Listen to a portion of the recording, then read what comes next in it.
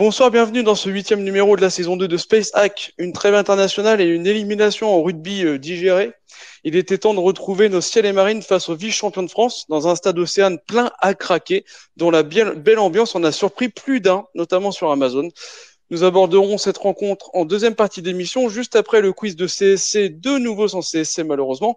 Mais avant tout ça, c'est une première partie 300% ciel et marine qui nous attend ce soir. On vous présente nos invités juste après le tour de table. Ce soir, nous accueillons un petit nouveau au club des quarantenaires. Il a passé le cap vendredi dernier. Salut Guillaume, bon anniversaire. Salut, merci. Ouais, le club des vieux s'agrandit. Maintenant, j'attends tranquillement la crise de la quarantaine. C'est Je sais ça, pas quand est-ce t'inquiète, que ça tombe. t'inquiète, on y est bien, on y est bien. J'y suis depuis un an dans 2 jours. On, nous- on y pensera. Alors, il a un agenda qui ressemble comme deux gouttes d'eau à celui d'un ministre, mais il arrive malgré tout à tenir bon la barre de SpaceX. Notre capitaine est aux commandes ce soir. Bonsoir, Romain. Salut, c'est vrai que c'est un peu galère en ce moment, mais je fais tout mon possible. Stupéfait par les différents combats intervenus au stade Océane et notamment par celui opposant Sally à Hackman, il a déclaré: Maintenant je hack pour la castagne, le foot, je m'en tape. JC, notre expert en MMA, est à nos côtés ce soir. Salut JC. Pas du tout. Bonsoir à tous. Je suis pas du tout un expert de tout ça, mais bonsoir à tous. Et je précise que vous n'avez pas dit je m'en tape, mais je censure. Ouais, c'est vrai. En début de C'était la rencontre, blague. ouais, c'est ça. En début de rencontre, il nous a dit pardon, il nous a dit c'est 5-3-5. Non, 5-3-2. Ouais, 5-3-2. Est-ce que 5-3-5 ça marche pas? C'est 5-3-2, ça sent le match moisi. Et 2 heures plus tard, beau match, j'ai retrouvé mon équipe. L'homme qui s'est réconcilié avec la défense à 5 est parmi nous ce soir. Enfin, il sera parmi nous tout à l'heure, ça sera Clément. Il a beau mesurer 2,50 m, il a préféré tenter une carrière de tennisman, mais n'est pas Marc-Philippe Poussis qui veut notre basketteur manqué. Et là, ce soir, salut Vivien. Salut à tous. Salut. Désolé. Comme d'habitude, n'hésitez pas à faire des demandes d'intervention en cliquant sur le micro en bas à gauche et nous vous ferons entrer dans les débats à n'importe quel moment. N'oubliez pas également le hashtag SpaceHack pour interagir également avec nous et bien sûr le chat lié au Space. Et ce soir, Romain, ce n'est pas un mais deux invités qui vont nous accompagner et avec eux nous allons faire un retour en arrière dans l'histoire du hack. Ouais, Guillaume, ce soir, nous recevrons deux purs Normands. Notre premier invité est né à Harfleur en 1981 et a porté le maillot ciel et marine en pro de 2001 à 2006. Nous reviendrons sur sa carrière, mais également sur ses nouvelles activités. Notre deuxième invité est né au Havre en 1989 et est passionné comme nous par les ciels et marines jusqu'à en écrire un livre dont il va nous parler ce soir. Notre premier invité se nomme Thomas l'Écossais. Bonsoir Thomas. Salut Romain, salut à tout le monde. Et merci d'avoir accepté notre invitation. Ça nous fait très très plaisir d'échanger avec toi ce soir. Notre deuxième invité est Vivian Petit. Bonsoir Vivian. Bonsoir, merci de l'invitation. Bienvenue dans Space Hack et merci de venir avec nous à parler de ton œuvre. Alors Thomas, si tu le veux bien, on souhaitait dans un premier temps revenir sur ta carrière, ta relation avec le hack de ces dernières années et ta reconversion. Déjà, est-ce que tu peux nous dire comment tu intègres le hack, dans quelle catégorie? Écoute, tout petit, à l'âge de 10 ans, exactement. Donc, c'était Poussin à l'époque. Donc, en 91, exactement. Ouais, Poussin, maintenant c'est combien, U11? Non, Bon, U10 rien, peut-être? pose pas la question, il change tellement souvent qu'aujourd'hui, tu t'habites, en fait. Tu, Donc, tu fais donc non, ouais. Tu ouais, fais donc Poussin, toutes tes classes, tu fais toutes tes classes sous le maillot ciel et marine. Défenseur de formation? Non, couloir gauche, excentré gauche. Et après, j'ai été reconverti derrière. D'accord. Donc à partir de quel âge t'as commencé à jouer derrière? Écoute, j'ai commencé vraiment, bon, le vrai numéro 11, hein, tu avais toujours le maillot, tu que 11 numéros de toute façon à l'époque. Donc vraiment excentré gauche, offensif. J'ai grandi dans les catégories à peu près à ce poste-là, jusqu'à ce qu'on me repositionne milieu de terrain en moins de 17 avec Luc Bruder. Et puis après, passer au porte pro et réserve CFA, DH. J'ai été repassé avec Jean-François Demergue, plutôt latéral gauche, donc défensif. Premier match en pro en 2001. Quel entraîneur t'a laissé ta chance et à l'occasion de quel match? Justement, Jean-François Domergue, qui était arrivé, qui suivait de près les pros comme le centre. Et le premier match pro, c'était contre Saint-Étienne à Deschazos. Sur quel Pour la score? montée de Moderne. Pour la montée on avait fait 0-0. Avec un 0-0. penalty loupé d'Alain Caviglia. Je me rappelle comme si c'était hier. Ah! Ça. Avec un terrain, Euh, je t'explique pas. Ouais, bah ça souvent on voit des images aussi, puis souvent des buts d'Alain Caviglia sur le terrain de Deschazos. Ouais, c'est sûr qu'on n'en verrait plus des terrains comme ça. Ah, mais c'est clair, c'est clair. Justement, Guillaume, vous voulez revenir sur les joueurs de l'époque. Guillaume, je te laisse poser ta question. Ouais, salut Thomas. Je voulais savoir quel joueur t'avait le plus marqué durant tes premières années au hack. Lassana Diarra. Las. Et pour quelle raison? Bien sûr. Bah, écoute, moi, il était déjà plus jeune que moi. Il avait une maturité extraordinaire, un sens du football où moi je trouvais qu'au milieu de terrain, il ratissait comme c'est pas possible. Et il avait quatre poumons. Il avait une volonté de jouer au football extraordinaire. Et moi, il m'a scotché quoi, étant gamin. Enfin, gamin entre guillemets, plus jeune quoi. Donc ouais, c'est Lassana. Et quand tu vois le parcours qu'il a fait, les clubs qu'il a pratiqués après, ce qu'il a fait en équipe de France, il voulait juste jouer au football. Il a joué quasiment dans tous les grands clubs d'Europe. Et moi, c'était lui qui m'a le plus marqué. D'accord. Merci beaucoup Thomas. Et Vivien, tu voulais compléter. Oui, j'avais une petite question, Thomas. C'était de savoir si tu avais gardé des relations avec des joueurs de l'époque. Est-ce que tu as toujours des liens d'amitié ou es-tu copain encore avec des joueurs avec qui tu as partagé l'équipe en pro ou quand tu étais en centre de formation? Amitié, oui, on reste des amitiés. J'ai toujours gardé des amitiés, mais des amis, non, parce qu'on s'invite pas mutuellement. Mais on se croise régulièrement. Nous, les anciens Normands, hein, je vais te parler de David Marteau, d'Alexis Bertin, d'Anthony Le Tallec qui est revenu. Ça reste des amis, mais pas des amis proches. D'accord. Ouais, tout ça, ce sont des noms qui me parlent. Ça, c'est ma jeunesse, des Chazos. C'est ça, il y a 20 ans. Ouais, c'est l'image il y a ma jeunesse il y a 30 ans. Donc, ouais, ça fait plaisir d'entendre tous ces noms-là. Ouais, c'est ma génération, donc et puis j'en oublie, hein, tu sais, Jean-Michel qui est revenu, le sage. Donc moi j'étais Ouais, sur la ouais. gauche, il était devant moi, donc quand je vais au centre, je le crois. J'ai Nicolas Douchès l'autre jour qui m'a rendu un service en faisant rencontrer les joueurs à une de mes nièces. Donc oui, je garde de bons contacts, mais comme je te dis, là, c'est pas des amis très proches, C'est pas c'est des des amis amis proches, ouais, ouais, de foot, hein. oui. Mais des gens Exactement. avec qui tu prends du plaisir à discuter, à revoir, à partager des souvenirs. Exactement. Remémorer les souvenirs comme on est en train de discuter maintenant. Écoute, le temps passe vite, mais de se remémorer notre jeunesse, qui est pas si loin, c'est toujours sympa. Ah oui. Ça crée un lien qui est indéfectible dans le temps, de toute façon, ces moments-là. Donc, Oui, parce que tu passes beaucoup plus de temps avec tes potes de foot que limite ta famille, quoi. Donc tu crées quelque chose. Comme tu es souvent en déplacement, tu es souvent en veille mise au vert à l'hôtel, les stages de préparation, tu passes énormément de temps sur les terrains et en dehors du terrain, mais consacré au foot. On a une demande de Havray qui l'a écrit dans le chat. Alors je vais la mettre en. Comment on fait déjà? On a fait ça la dernière fois, les gars, hein. On est arrivé à la mettre, à la partager. Alors je sais plus, mais c'est pas grave, je vais la lire. Il me dit, je veux juste que Thomas signe mon maillot qui est chez moi. Je sais pas si enfin voilà, il a partagé juste avant le space de ce soir. Il a partagé une photo du maillot de ton maillot, hein, Thomas, que certainement tu lui avais donné à Oui, oui, l'époque, oui. et voilà. Bah écoute, au Il- pire, il faut me leur donner parce que moi j'ai tout donné, j'en ai plus un seul à moi. Alors on a Mais avec Alexandra grand qui. plaisir, ça fait toujours plaisir. Alors on a Alexandra qui veut rentrer dans le space. Je la fais rentrer. Bonsoir Alex, t'es avec nous? Et ben non, ça a bugué. Elle est repartie. C'est pas grave, elle va se reconnecter. On continue du coup. JC, je crois que tu avais une question par rapport à la carrière de Thomas. Oui, merci, merci vraiment. Bonsoir Thomas, tu n'as connu que le hack en club pro. Tu n'avais pas de proposition de club de Ligue 1 ou de Ligue 2 ou c'était un choix de ta part de quitter le monde pro à l'époque? Alors, tu parles en sortant du hack Ouais, ouais, ouais. ou après? En sortant du hack, oui, j'ai eu un contrat pro, mais c'était en national, à 7. 7, on avait le D'accord, contrat pro quand tu descendais des deux en dessous. On avait gardé le d'accord. statut pro, donc j'ai été encore 2 ans professionnel au FC 7, donc dans le 34, dans le sud. Ouais.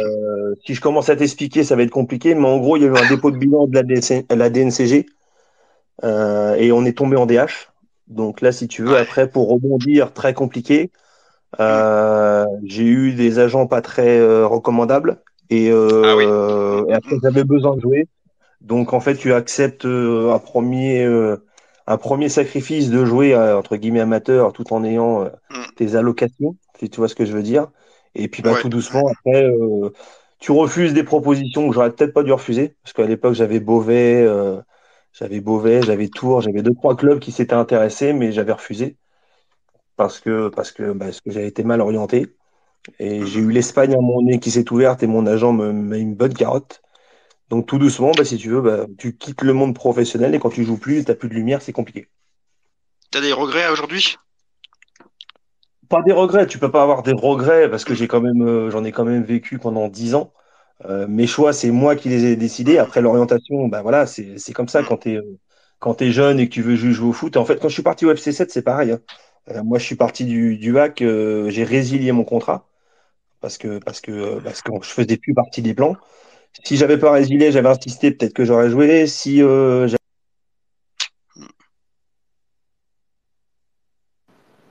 je crois qu'on est en train de perdre Ouais.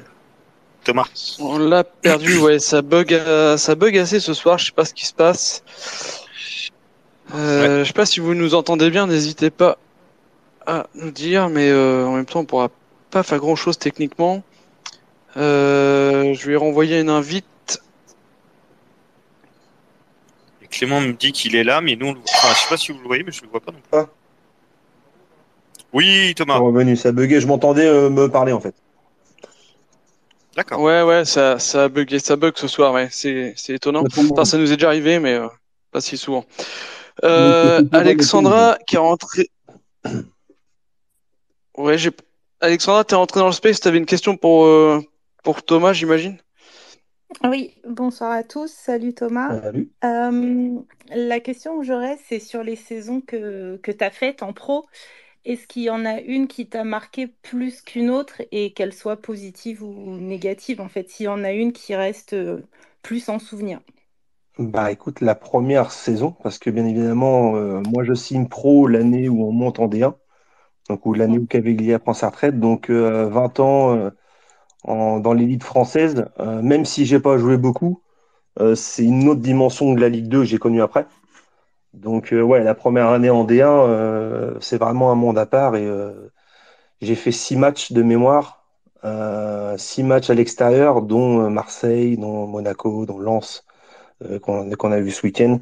Donc la première année, c'était vraiment quelque chose de super, super impressionnant dans tout, dans le foot, dans ce qui se passe à côté, dans l'engouement qu'il peut y avoir. Ok, merci. Derrière. Guillaume, Clément avait à peu près la même question, c'était pas sur la saison, mais Clément, c'était plus précis, je crois. Ouais, salut à tous, salut Thomas. Évidemment. Juste pour revenir un peu, si tu as un match que tu devais retenir, un match, alors soit négativement, soit positivement dans ta carrière, ce serait lequel? Euh, je vais tout ramener à ma première année, entre guillemets, mais Marseille, quoi. Quand tu joues au Vélodrome, que t'as pas une grosse expérience dans le centre de formation, parce qu'il faut savoir qu'en CFA et DH, ça tournait beaucoup, et j'avais pas non plus 150 matchs. Mais quand tu vas au Vélodrome et que tu as 45 000 spectateurs avec un Mistral de malade, et que tu joues Sitchev, Bakayoko, Leboeuf, ça c'est un gros gros souvenir dans le couloir de la mort quand tu sors et que tu entends ça gronder, ça c'est un super souvenir. Et comme j'étais fan de Waddle et Papin, donc de l'épopée marseillaise, pardon, bah c'est sûr que ça restera un souvenir grave à vie, quoi. D'accord, merci. Guillaume, tu voulais parler de l'après-carrière. Ouais, Thomas, tu avais tenté une carrière d'entraîneur. Est-ce que tu peux nous en dire plus? Bah écoute, elle a été courtée et pas très longue, mais c'est vrai que oui, j'avais commencé, comme beaucoup de joueurs, à passer mes diplômes durant ma carrière joueur. Euh, J'avais les bases, si tu veux, et quand je suis remonté en Normandie, donc en 2011, j'avais, j'étais déjà retourné dans la vie active, mais en parallèle, j'essayais de m'instaurer dans le foot amateur en tant que coach, et j'ai posé mes valises en tant que joueur à Lillebonne, et j'ai pris la suite après à Lillebonne. Mais ça n'a pas très bien fini, et finalement, je me suis aperçu que le rôle de coach me plaisait pas plus que ça. Donc j'ai vite arrêté. J'ai juste coaché une année à Lillebonne où on a failli monter, ça s'est pas fait. Et après j'ai fait 6 mois à Honfleur. Et maintenant D'accord. j'entraîne en série matin. Enfin, j'ai entraîné en série matin et je m'occupe d'une équipe vétéran, mais vraiment à titre loisir.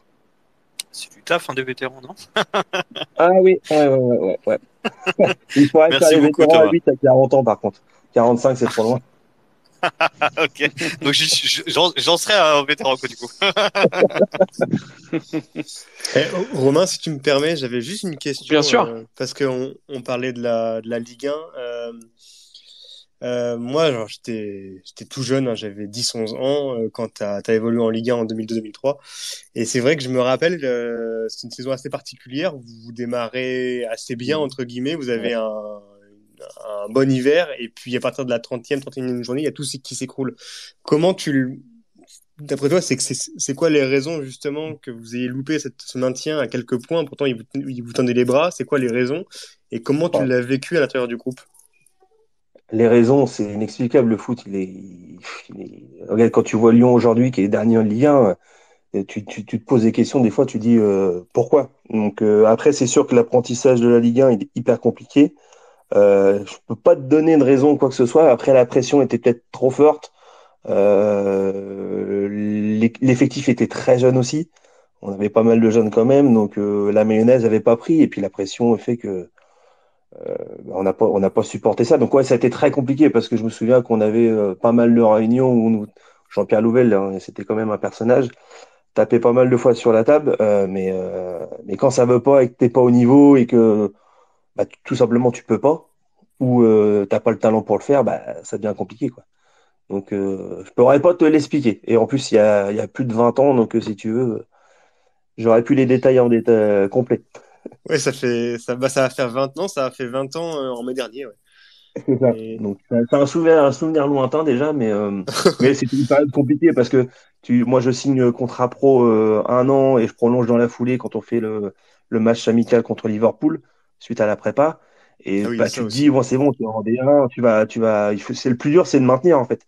C'est pas de monter, c'est d'y rester et de se stabiliser. Comme ce qui va être compliqué de faire aujourd'hui, c'est de stabiliser le club sur 3 4 ans pour pouvoir après progresser. Et là, dès la première année, tu redescends, donc c'est vrai que c'est compliqué, quoi.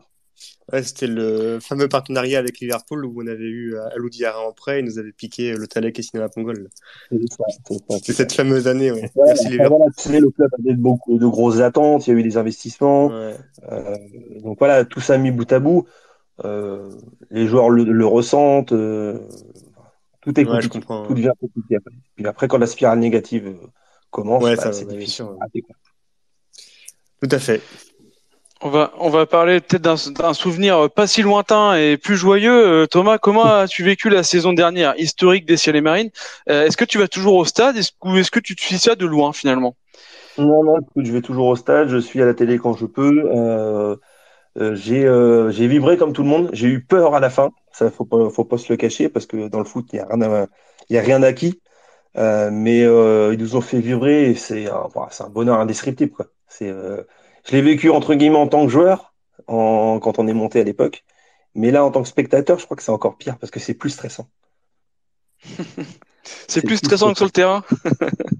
Ouais, parce T'as pas qu'après la tu pression l'entends au plus. même moment. T'as pas la pression au même moment, peut-être. C'est pas la même chose. C'est pas la même chose.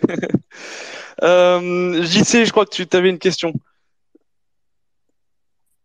Oui, oui, j'avais une question. Pour revenir sur le hack d'aujourd'hui, comment analyses-tu cette première partie de saison? Eh ben, écoute, moi j'avais dit qu'il fallait faire un bilan à partir du sixième, septième match. Donc le bilan il est tracé. Si tu regardes le classement et les points, tu peux vite être plus haut ou plus bas. Mais sur le contenu qu'on a pu voir, on est sur la même lignée que l'année dernière. C'est une équipe qui est solidaire, qui lâche rien, qui est capable de revenir même à 10, même en étant en difficulté. Et quand tu vois encore le match de Lens ce week-end, où bah, tu as les mêmes valeurs, mais que tu es capable, alors, c'est trop épisodique certes, mais qui est capable de déstabiliser Lens, même si c'est pas non plus un grand début en championnat et qu'ils sont plus sur la scène européenne. Mais il y a du bon, il y a vraiment du bon et c'est une équipe qui est comment dire, qui est disciplinée, qui est généreuse, mais qui est capable aussi d'hausser son niveau technique. Et ils ont fait un match ce week-end. Moi, j'ai trouvé super intéressant avec un public de ouf. Donc moi, je dis que le bilan début de saison. Ça redéconnecte, ouais. Ouais, Ça arrête pas ce soir. Hein. Entre JC, Clément et Thomas, ça n'arrête pas. Je vous ai vu partir, ouais. Je vous ai vu partir aussi entre deux, là. Je vous fais rentrer à chaque fois. On va le retenter. Il a fait une demande. Qu'est-ce que nous fait Elon Musk encore? Les aléas du direct. Les aléas du direct, ouais. Thomas, t'es de retour avec nous? Les aléas du direct. Ouais, ça arrive. Ouais, parfait, C'est ça un très arrive. bon début pour moi. Après ta carrière dans le foot, tu t'es tourné vers l'automobile en tant que commercial, mais aujourd'hui, tu t'es reconverti dans un domaine très original puisque tu travailles désormais dans le jeu vidéo et plus précisément dans les bornes d'arcade. Tu as même créé ta société qui est le Latec Arcade, si je le dis bien. D'où est venue cette idée? Eh ben écoute, après le foot, c'est vrai que c'est très compliqué de trouver sa voie parce que j'ai essayé dans le foot entraîneur, comme je t'ai dit tout à l'heure, ça m'a pas plu. Donc j'ai fait plein de petites choses entre deux intéressantes et beaucoup moins intéressantes. Et là, l'idée, si tu veux, elle a mûri l'année dernière avec l'entraîneur des vétérans de Manéglise, avec qui je suis quasiment tous les jours, qui avait pour projet de monter cette société-là parce que lui, c'est vraiment le passionné, le geek de malade. Et moi, je suis jeu, j'adore ça. Et puis en discutant, on en est venu à dire aujourd'hui, on se lance, on s'associe. Donc je suis pas tout seul dans l'aventure et c'est pas moi le précurseur du projet. Mais aujourd'hui, monter des bornes d'arcade, des jeux de fléchettes et des flippers, je peux te garantir que c'est toujours très intéressant et mieux que ce que j'ai pu faire avant. Guillaume, je crois que tu voulais compléter. Ouais, moi je suis un gros geek aussi et je voulais savoir si les bornes vous les fabriquez de A à Z et savoir combien vous étiez dans la boîte. Alors justement, ouais, on est tous les deux. On est vraiment deux. On a commencé dans son garage. Maintenant, on a un petit local où on produit, mais on est deux et c'est de la fabrication artisanale. C'est-à-dire qu'aujourd'hui, il y a quelques mois, on fabriquait nous-mêmes. Donc, on a nos plans, on faisait nos découpes, notre assemblage, nos sciages. On a un prestataire. La seule différence aujourd'hui, c'est qu'on a un prestataire pour le bois, mais sinon, tout est monté main, tout est collé main, tout est assemblé main et tout est programmé par nous. Et les niveaux design et tout, les dessins, enfin c'est super beau. C'est vous qui faites ça? Et c'est Comment nous vous qui faites faisons ça? ça. On a un partenaire qui nous fait les stickers, mais on travaille sur du sur-mesure, c'est-à-dire qu'aujourd'hui, tu veux quelque chose en particulier, on est capable de te le sortir et de te le travailler. Si tu veux un thème du hack, si tu veux voiture, si tu veux moto, tu fais ce que tu veux, entre guillemets, dans la mesure du possible, bien évidemment. Ouais, en tout cas c'est super quali. Enfin, On essaye. ça donne vachement envie. Voilà, quand t'es artisanal, c'est ce qu'il faut, c'est que être qualitatif. Donc, on n'est pas là sur une production industrielle, on est vraiment sur l'artisanat. On prend le temps de le faire, on a un peu de délai, mais on veut faire ça bien et puis on s'éclate à faire ça en fait. Ouais, en tout cas c'est très chouette. Merci, c'est le but. Vivien, t'avais une question? Ouais, c'est pas une question, c'est que je vais demander au Papa Noël de me commander une bande d'arcade. C'est officiel, hein. Alors, faut qu'on voit la liste rapidement alors, parce que le Noël c'est bientôt. J'ai pas dit que le Noël aussi, hein, parce que ça doit coûter un petit peu cher, j'imagine. Je sais pas quel prix. On en discutera en privé si tu veux, il n'y a pas de souci. Tu me feras un devis, voilà. Exactement. De toute façon, Thomas, t'inquiète pas, Vivien il est trop vieux, il te demandera juste Pac-Man dedans, c'est tout. Dis donc, enfoiré, 46 ans, je suis pas si vieux que ça. Je suis pas beaucoup plus vieux que toi. Hein. Nous, on voudra pas le prix, mais on voudra bien une photo, Vivien. Clément, je crois que tu avais une question à ce sujet. Et Clément, il est repassé en auditeur. Ah, Clément, il est reparti. Oui, il est en auditeur. Je vais compléter, Thomas, mais je sais pas si tu l'as dit, mais tu travailles uniquement pour des particuliers ou tu travailles aussi pour des pros? Particuliers, professionnels, associations, on a de la demande un petit peu partout. On a même des bars, des restaurants, bowling qui commencent à s'activer. Et on fait aussi de la location ponctuelle. Donc, c'est-à-dire mariage, anniversaire, tout ce que tu veux dire, séminaire. On est sur les deux tableaux. Location, vente et particulier professionnel. Et Guillaume, je crois que c'était plus technique, ta question. C'était à l'intérieur de la bête. Justement, je parlais de Pac-Man pour me moquer de Vivien tout à l'heure. Mais dans tes bornes, c'est que du rétro gaming ou tu fais aussi des jeux récents? C'est des émulateurs, je pense que tu dois C'est les utiliser, c'est ça? utilisateurs, mais aujourd'hui, tu peux émuler jusqu'à la PlayStation 2 déjà. Pas mal. Ouais, ok, d'accord. Ouais, donc c'est pas Donc mal. en fait, en gros, tu vas de l'Atari des années 70 en passant par la Nintendo, Super Nintendo, Game Boy. Mais les émulateurs aujourd'hui vont jusqu'à la PlayStation. Enfin, on a réussi à mettre ça au point il y a un petit mois avec des micro PC et on fait jusqu'à la PlayStation 2. Donc les Burnout, les FIFA, tu peux émuler jusque-là. Et tu as combien de jeux en moyenne dans tes bornes? Tu passes tout ce qui est possible d'imaginer, en fait, 20 000, 30 Ah 000, ouais, 40 000. On démarre à 3 000 et on peut aller jusqu'à 10 000, 20 000, 30 000. Oh la vache, ok. Ouais, t'as de donc quoi s'occuper. Hein. T'as de quoi ouais, t'occuper, ouais. Tu pourras pas tout faire. Si demain tu arrives à faire ça, c'est très fort. Mais après, voilà, il y a beaucoup de doublons parce que sur certaines consoles, bah écoute, t'en as des Super Mario, on a partout. Donc ouais. t'es 1000 par console, donc tu peux t'amuser, mais oui, t'as des soirées où tu peux vite finir très tard. Et Ça c'est le marche. but. Romain, je sais pas si t'as vu, mais JC, il avait une question à poser à Thomas. Et vu qu'il Ouais. il peut pas rejoindre le space, je le pose à sa place. Bien sûr, Euh, vas-y. donc ton poste, Thomas, était latéral gauche. Que penses-tu de l'évolution du poste de latéral ces dernières années? Il a totalement changé. Ou il a commencé à changer il y a déjà très longtemps quand même. Mais si je prends mon cas de figure à moi, un latéral gauche était d'abord un défenseur. Ça devait penser à défendre avant d'attaquer. Aujourd'hui, on demande aux gars de faire les deux, même voire plus d'attaquer, parce que quand je vois au Péry et la Jam l'année dernière, c'est les premiers centreurs, entre guillemets, et ça joue beaucoup, beaucoup plus haut que nous, on aurait pu le faire à l'époque. Ça marche. Bah, merci beaucoup Je dis pas, de la part attention, je dis pas que de j'avais pas le JC. droit de monter, hein. Mais Ouais. on peut bien comprendre que si tu prenais le bouillon à côté, donc monte pas trop. Bon bah JC, s'il écoute, il saura. Merci beaucoup Thomas déjà d'être parmi nous et d'être revenu sur tout ça, d'avoir partagé ses souvenirs. S'il y a un auditeur qui a peut-être encore une question pour Thomas ou sinon on avance dans l'émission. Je sais pas si vous voulez intervenir ou un gars de l'équipe. Bah moi j'ai déjà bombardé de questions. Bah Vivian, t'as ouais, hein. peut-être une question pour Thomas, non? Ouais, Vivian par exemple. Pas une Pas question. Non. exactement. La seule question qui me sont venues, justement, c'est celle que vous aviez posée, à la fois sur l'évolution des tactiques ou sur les souvenirs, donc rien de précis. Après, juste une remarque que je me faisais, ce qui est toujours assez émouvant, évidemment, c'est quand on entend parler d'un ancien joueur, en fait, parfois il suffit d'entendre le nom pour qu'en tant que supporter, il y a des images qui nous reviennent ou des souvenirs, ou voilà. Enfin, même il y a quelques jours, quand j'ai su que vous invitiez Thomas, aussitôt, il y avait des images de Deschazos qui me revenaient, quoi. Donc voilà, c'était plus une remarque, mais et c'est ce que je trouve intéressant aussi dans votre émission, quoi. Ça joue sur les deux, à la fois la dimension de l'ordre de l'information et de la question, et aussi cette dimension un peu de souvenir, de nostalgie, et voilà. Donc la présence de Thomas me fait me remémorer un certain nombre de souvenirs. Et je trouve ça sympa de l'entendre. Eh ben, tu me fais une très bonne transition, Vivian. C'est sympa. Donc, on le disait en intro, hein, c'est une soirée riche en invités. Vous venez de l'entendre, notre deuxième invité, Vivian Petit. Vivian est l'auteur du livre Ciel et Marine, hein, qui est en vente depuis quelques jours déjà. Certains d'entre vous l'ont sûrement rencontré au local des supporters, puisque Vivian, hein, tu y étais pour une séance de dédicace vendredi avant le match face à Lens. Eh ben, Vivian, pour commencer, si tu peux nous parler de toi, d'où viens-tu et que fais-tu dans la vie? Dis-nous tout.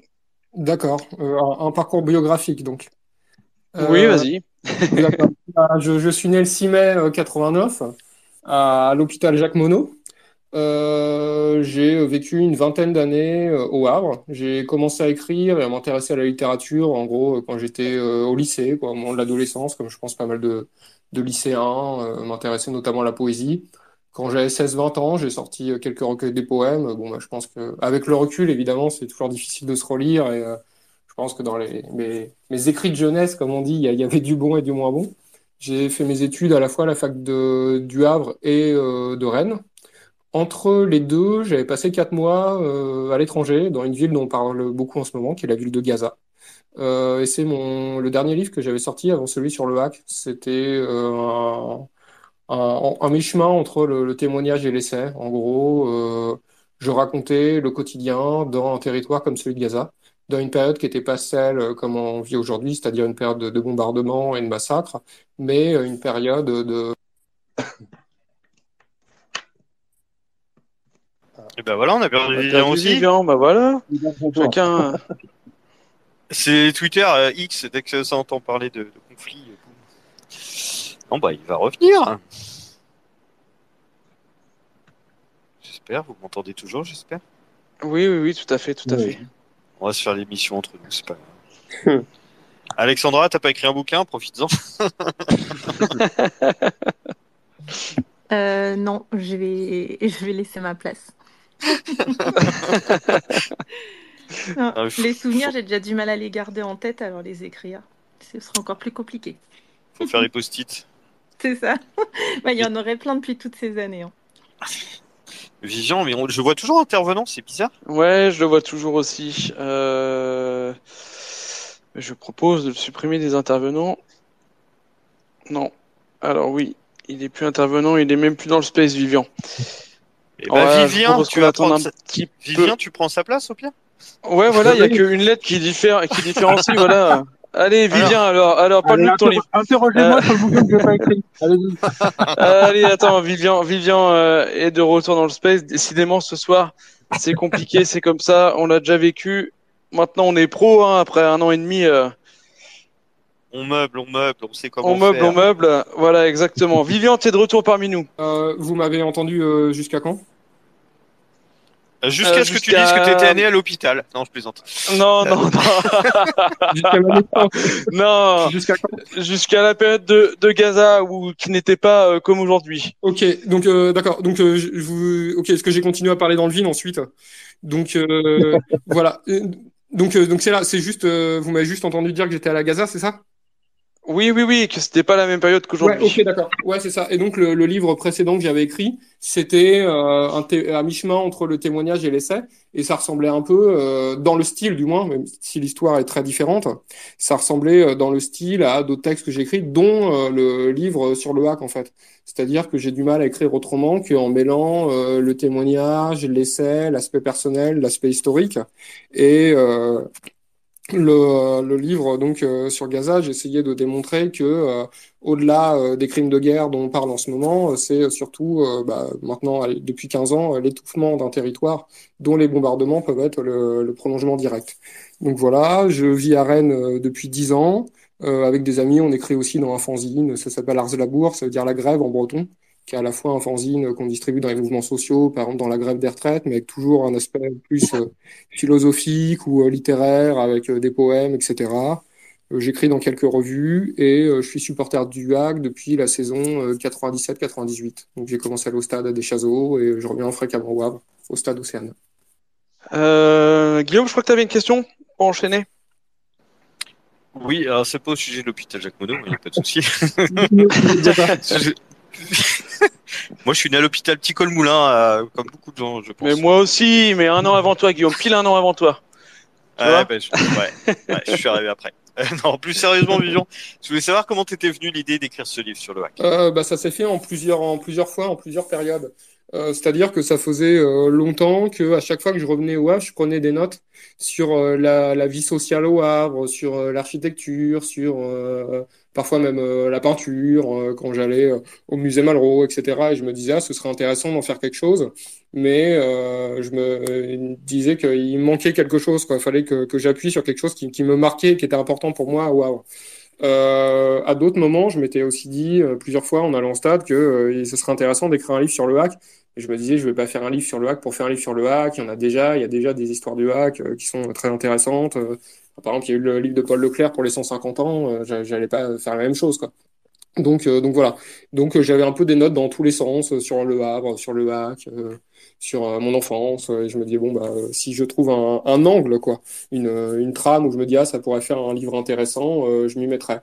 J'ai commencé à m'y mettre quand en fait c'est un ami qui est auteur aussi, qui s'appelle Jean-Claude Leroy, qui est poète notamment, qui a publié donc un certain nombre de recueils de poèmes ou un livre sur l'Égypte il y a 2 ans qui m'a prêté donc un livre écrit par une connaissance commune qui s'appelle Jacques Josse, qui est un écrivain donc, qui vit à Rennes, qui écrit des poèmes et qui écrit aussi sur le sport. Lui, il a écrit un livre notamment sur Marco Pantani. Et il y a un peu plus d'1 an, il a publié un livre sur le Stade Rennais, dans la même collection que celle dans laquelle j'ai publié donc, mon livre sur le hack, où lui, donc c'est quelqu'un qui n'est pas de mes générations, il a 70 ans, et il raconte notamment comment les gens dans les campagnes en Bretagne se passionnaient pour le Stade Rennais il y a 50 ans, mais en écoutant uniquement à la radio, à une époque où les matchs étaient moins télévisés. Donc à la fois il parle beaucoup de son père et il réfléchit aussi à qu'est-ce que ça veut dire être fan de gens qu'on n'a jamais vus, dont on a juste vu une photo dans le journal, qu'on n'a jamais vu à la télé, encore moins au stade parce que les gens traversaient pas la Bretagne à l'époque pour voir un match. Et c'est là que je me suis dit mais oui c'est ça qu'il faut que je fasse en fait, que j'essaye de par mon histoire personnelle, par la dimension autobiographique, par les réflexions que j'avais commencé à noter sur en gros qu'est-ce que ça veut dire grandir en tant que petit garçon, les moments où on a envie de ressembler à son père, les moments où on a envie d'être différent parce que c'est l'adolescence et qu'on commence à assumer sa propre personnalité. Et je me suis dit, c'est à partir de ça en fait que j'ai donc contacté cette collection-là et que j'ai commencé à mettre un peu mes notes en ordre et à rédiger quelque chose en rapport avec le hack, avec mon histoire relative au hack. Ça marche, merci. Est-ce que tu peux revenir pour nous, Vivian, sur les différents thèmes que tu abordes, les différents chapitres, comment tu abordes l'histoire du hack D'accord. dans ton livre? Il me semble qu'il y a deux grandes parties, en gros. La première partie, c'est une sorte de... le directeur de la collection disait que c'était une sorte d'autoportrait au stade, c'est-à-dire, par exemple, notamment dans la peinture du 19e siècle, on dit il y a un autoportrait à ceci, un autoportrait à cela, un autoportrait dans tel ou tel endroit, quoi. Et, et donc, la première partie, c'est en gros quasiment une sorte de texte autobiographique sur comment on devient supporter. Comment ça se transmet, notamment dans la famille. Comment je commence à m'intéresser au foot parce que je me dis ah bah c'est l'occasion d'avoir accès au monde des adultes, de passer du temps avec mon père, de comment aussi mon regard sur le foot a évolué. Parce qu'évidemment, quand on a 9 ans, on regarde pas un match de la même manière que quand on en a 20. Quand j'avais 9 ans, j'avais du mal à me concentrer sur la globalité du match, mais tout me fascinait. Je trouvais que ça allait très vite. Je voyais les joueurs vraiment comme des héros, etc. Donc la première partie, c'est une sorte d'autobiographie de mon rapport au hack. Et ça va en gros de l'année 97 à le hack en Ligue 2. Et la deuxième partie, ça commence sur le fait que le club stagne en Ligue 2, des moments où justement soit le merchandising du club, soit les supporters tablaient beaucoup sur l'histoire parce que parfois sur certaines saisons en Ligue 2, il n'y avait pas grand-chose à se mettre sous la dent. Donc je parle de ça et c'est l'occasion de revenir sur les grandes dates, les grands moments et l'évolution de l'histoire du hack de 1872 à aujourd'hui. Je parle de ça et ça traverse l'histoire du hack et aussi l'histoire du Havre, puisque je parle aussi, par exemple, de l'histoire rock au Havre, parce que l'histoire rock a aussi croisé celle des supporters dans les années 70-80, par exemple. Il y avait un groupe de rock dans la tribune du COP, par exemple. Les supporters fréquentaient beaucoup des bars où il y avait aussi des concerts de rock. Et à l'époque, quand même, aujourd'hui, la culture ultra, c'est une culture à part entière. Il y a beaucoup de points communs entre les ultras d'une ville à l'autre.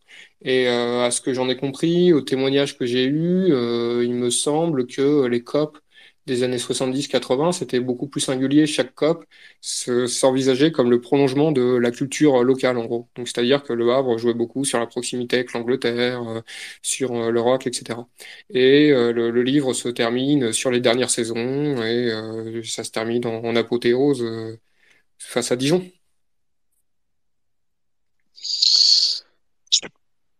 Tu t'es entouré d'anciens joueurs? Comment t'as fait pour récolter finalement, parce que t'as dit que t'avais des notes, mais comment t'as fait pour récolter toutes ces informations? T'avais peut-être pas tout, Non. ta propre personne, tu t'es entouré pour écrire? Ouais, enfin, entouré, c'est un exercice quand même assez solitaire, hein. Quand on écrit, quand on rentre chez soi, on est seul face à son PC, quoi. Par contre, oui, j'ai fait des entretiens. Au début vraiment, les premières semaines, j'avais écrit tout seul. Et au fur et à mesure des relectures, ou même des conseils du directeur de collection, des remarques que me faisaient des amis, je me disais vraiment qu'il fallait que je creuse, parce que je passais parfois beaucoup trop rapidement sur tel ou tel truc, soit des dimensions personnelles. Par exemple, dans les premières versions, je parlais beaucoup moins de mon adolescence parce que je savais pas trop comment raconter cette période-là de ma vie. Donc, on m'a encouragé à vraiment creuser ça. Donc là, il a plus fallu aller chercher dans mes souvenirs vu que c'était mon adolescence et celle de personne d'autre. Et aussi, évidemment, pour creuser, ouais, j'ai fait des entretiens avec certains anciens joueurs pas forcément les plus connus, mais justement, parce que c'est un livre quand même assez personnel, quoi, assez subjectif. On pourrait faire un tout autre livre sur le hack en interviewant d'autres gens, par exemple. Mais donc, je cherchais à me rapprocher et discuter de joueurs qui avaient des parcours un peu atypiques, voire parfois assez tristes. Par exemple, je trouvais ça intéressant de raconter le parcours d'Amadou Alassane, qui a dû arrêter sa carrière à 24 ans du fait d'une malformation cardiaque où je parle de Anthony Le Tallec, Florent Sinava-Pongol et Kevin Debris. On connaît beaucoup Le Tallec et Sinava-Pongol parce qu'ils ont joué ensuite notamment à Liverpool et tous les deux ont eu une grande carrière à la fois européenne et en Ligue 1. Et Kevin Debris a été en même temps qu'eux champion du monde avec l'équipe de France des moins de 17 ans, mais il n'a pas eu la même carrière. Il a joué surtout en troisième et en deuxième division espagnole, ce qui est déjà quand même un très haut niveau à l'échelle du foot. Mais c'est évidemment pas le même rapport qu'il a au club, à l'économie du foot, au fait qu'on peut, comme Thomas le disait d'ailleurs tout à l'heure, parfois se faire avoir par un agent, se dire que tout n'est pas tout rose dans ces métiers-là et que chacun défend un peu ses intérêts et que parfois c'est trop simple de dire quand on veut on peut, par exemple. Donc ça m'intéressait beaucoup de focaliser sur certains cas, sur des joueurs qui m'avaient marqué. Par exemple, je suis allé rediscuter avec Adi Kustovic, par exemple, qui était un des joueurs des années 2000, qui était souvent remplaçant, mais que les supporters adoraient. Donc ça m'intéressait de discuter avec lui de son lien avec les supporters et du rapport qu'il avait au Havre et de la manière dont il interprétait cette période.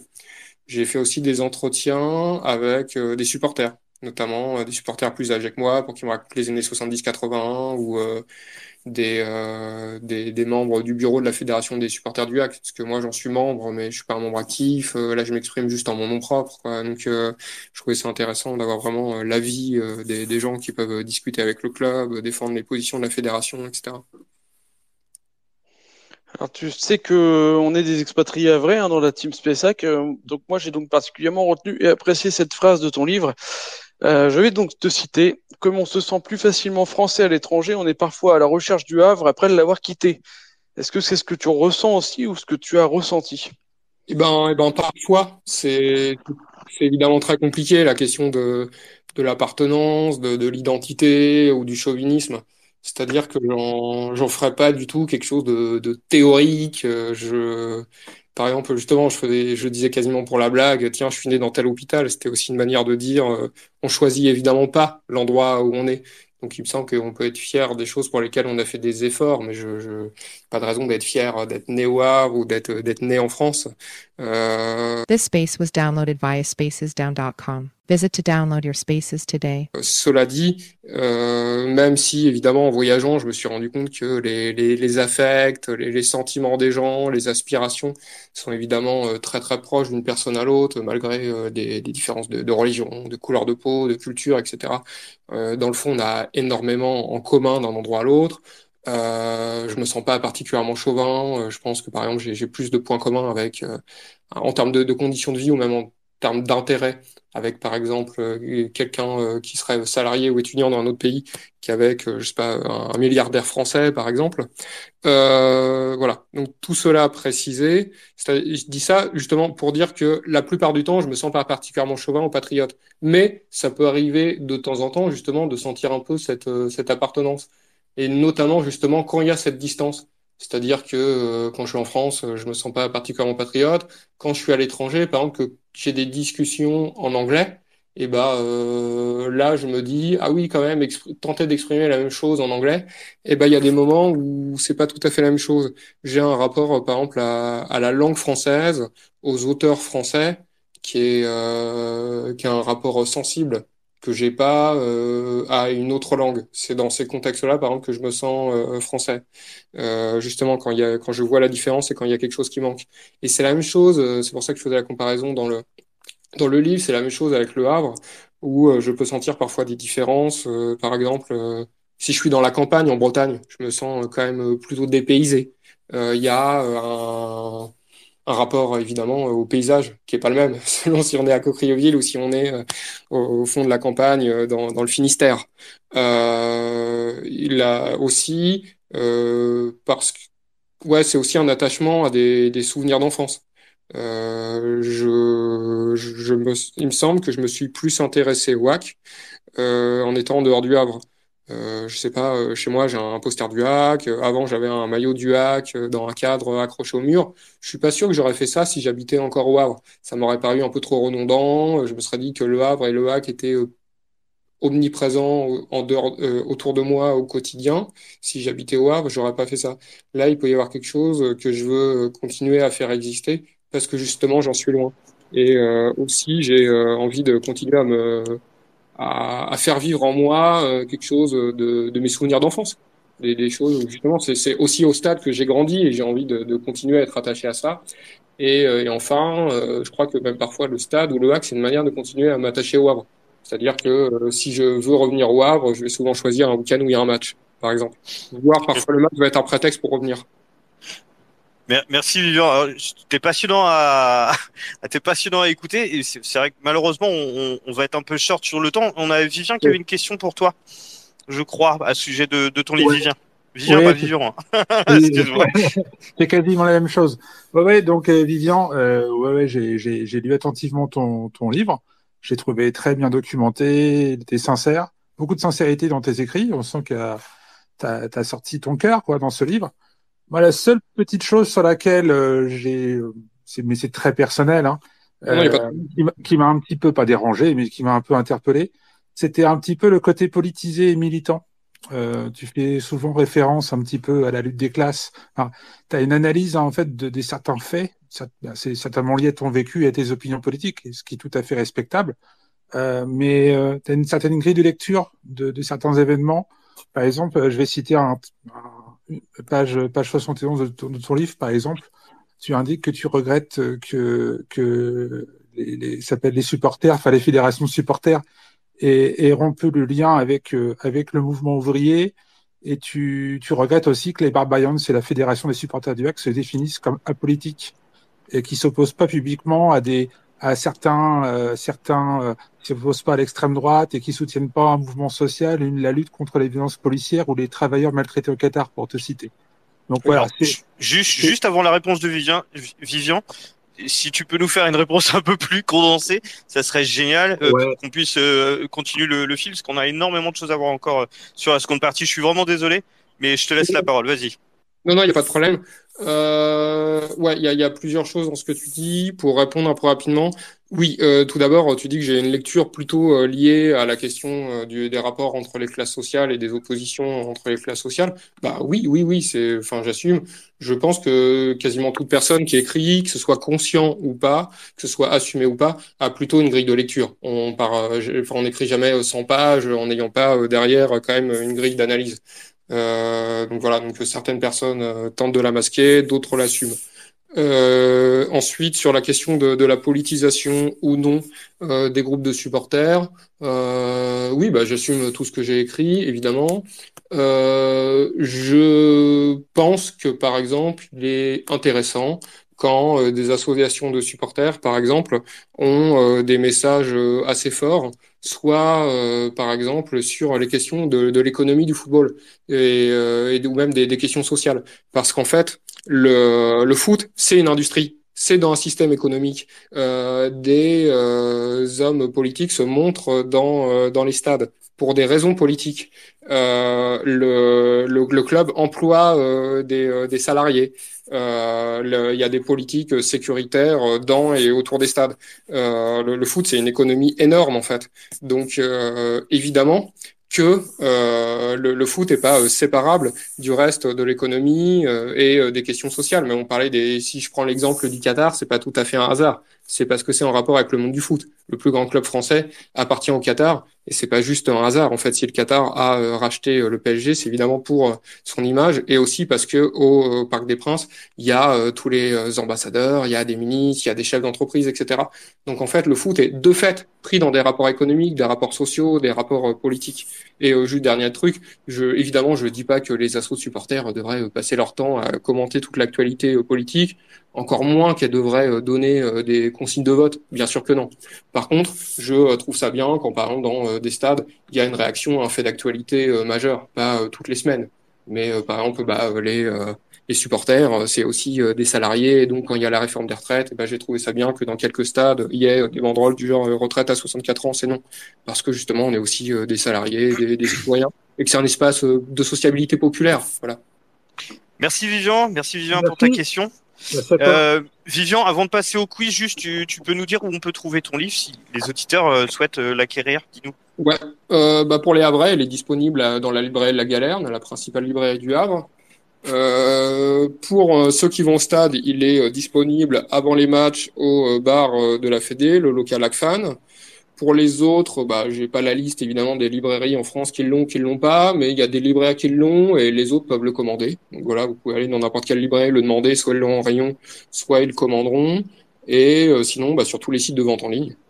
Voilà, si vous Nickel. vulgarisez Vivian Petit, si elle est marine, vous trouvez tous les sites. Hésite pas à mettre le lien éventuellement si tu as un site également en dessous de Space dans les commentaires plus tard, il y a aucun souci pour diffuser au plus grand nombre.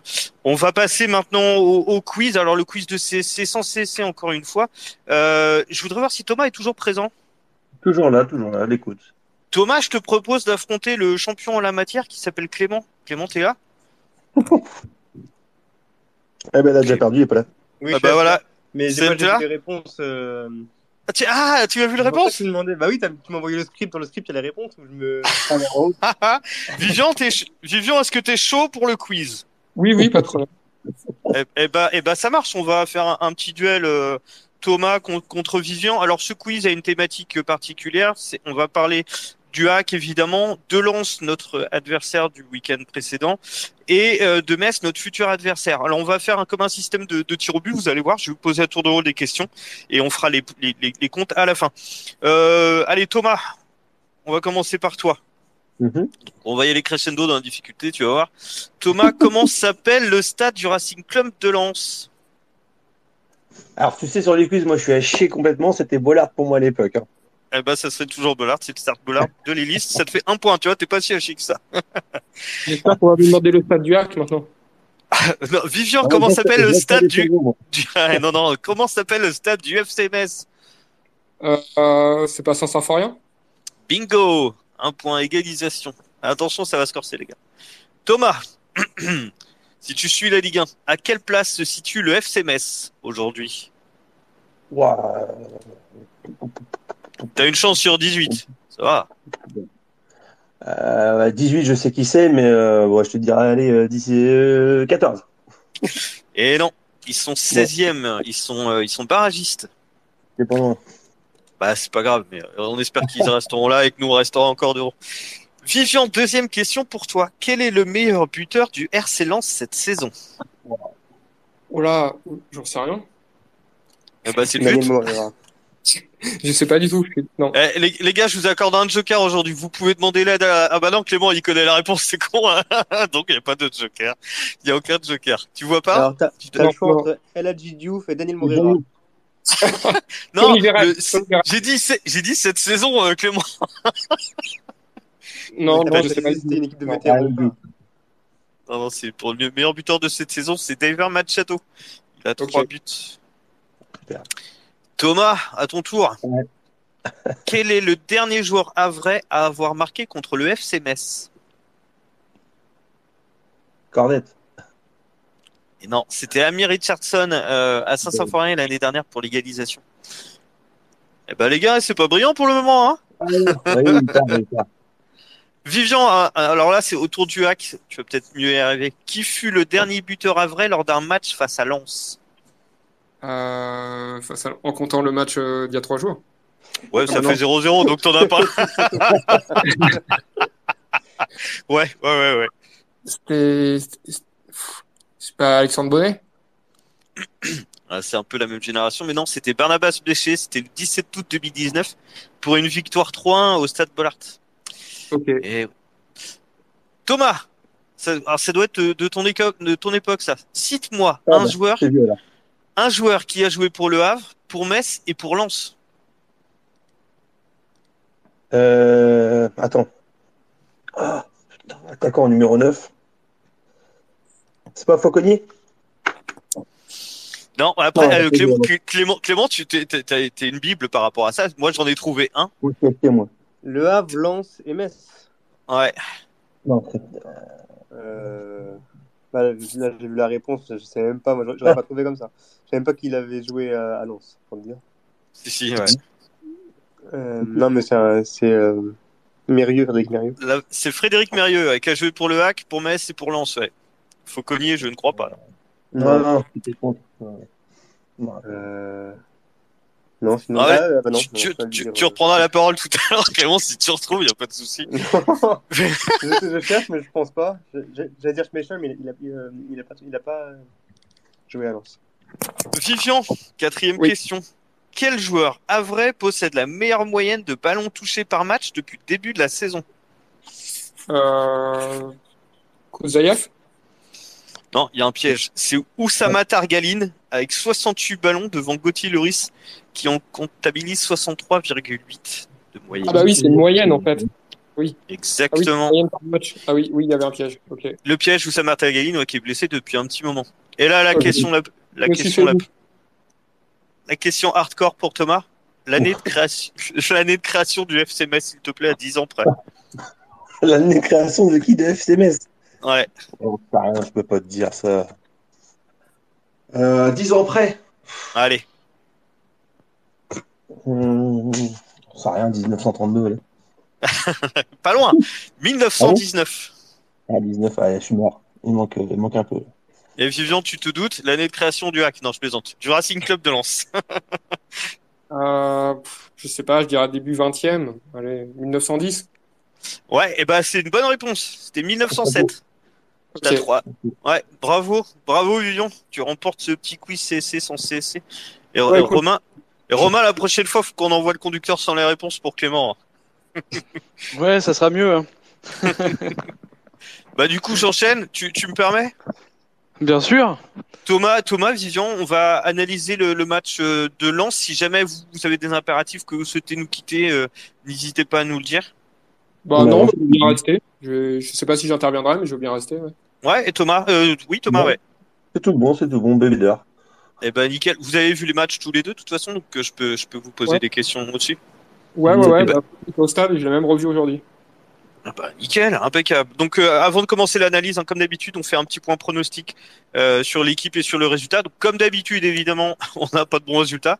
Ce match nul 0-0, il était loin d'être évident quand même, car avant la trêve, le Hack restait sur 2 défaites consécutives face à Lille et Marseille. Mais c'est surtout dans le jeu que l'inquiétude était de mise. Lens, quant à eux, sortait d'une victoire de prestige face à Arsenal en Ligue des Champions et d'un nul lors du Derby du Nord. Alors, avant de vous laisser analyser cette rencontre, petit point compo avec une surprise de taille avec la titularisation de Emmanuel Sabi dans un 3-4-2-1 aux côtés de Nabil Alioui derrière Mohamed Bayo. Et derrière, nous avions le grand retour de la défense à 3 avec Salmier, Sanganté et Lloris sur les côtés, Casimiro Péry, puis les milieux de terrain Koudiev et Touré. Alors Clément, t'as loupé ta presse tout à l'heure, mais j'ai rappelé ce que tu nous avais dit en préambule du match. Retour à la défense à 3, ça sent le moisi. Est-ce que ça sentait vraiment le moisi cette compo pour la première fois de la saison? Et est-ce que ça t'a donné satisfaction au final? Moi, j'étais pas très joyeux quand j'ai vu cette compo-là. Après, en effet, comme tu dis, ça. Après, je sais pas si ça change tout, mais on passe d'un milieu à 3 à un milieu à 2. Donc, est-ce que au niveau de l'activité ou au niveau de l'animation offensive, ça change? En tout cas, par rapport au premier match qu'on avait vu avec une défense à 5, c'est sûr que c'est beaucoup mieux. Même par rapport aux 2-3 derniers matchs qu'on a vu contre Clermont, contre Lille, c'est le jour et la nuit. Hein. Mais ça, on va en parler après. Mais en effet, d'un point de vue tactique, j'étais pas forcément très très heureux de retrouver une défense à 5. Clément, d'ailleurs, je te présente toutes mes excuses car tu avais le bon prono, tu viens de nous envoyer la preuve. J'ai cherché. Hein. En même temps, vous racontez tellement de conneries sur le fil la conversation privée que j'étais passé à côté. Donc, bravo Clément pour ce bon pronostic 0-0 malgré cette compo toute moisie. J'ai pas dit que la compo de Lens c'était mieux. Non, c'est pas faux. Ce soir, on va pas revenir action par action. Ça sert pas à grand chose pour le coup, surtout quand il n'y a pas eu de but. Mais j'aimerais qu'on revienne sur la prestation globale de l'équipe et sur certaines performances individuelles. Alors JC, je sais pas si tu es avec nous, je voulais te laisser la main et savoir ce que tu avais pensé des Havrais vendredi soir.